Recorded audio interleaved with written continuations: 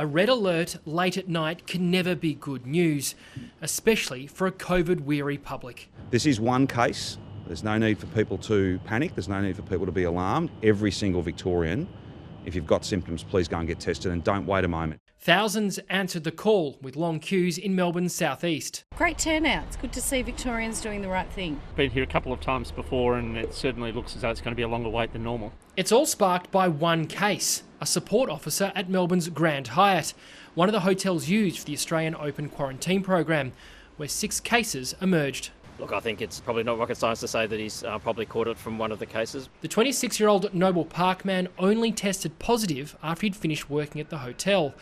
Up until then, he'd been tested daily. It's prompted a review of procedure.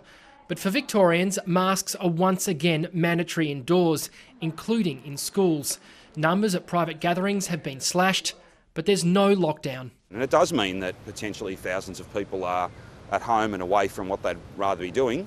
But that's obviously preferable than millions of people having to do that. With the spread of more infectious strains causing headaches for quarantine programs across the country, Premier Daniel Andrews has left the door ajar to pausing all arrivals into Australia.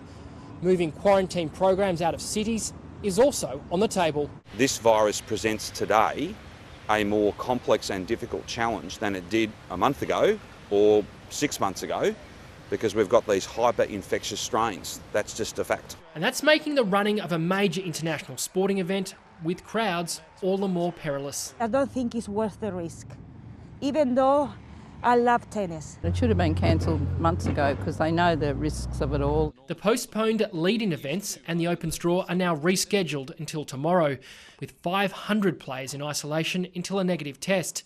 The slam apparently still a slam dunk. We're absolutely confident the Australian Open is going to go ahead. If it gets into the community, if you think the second wave in Victoria was difficult, this will make it look like a walk in the park.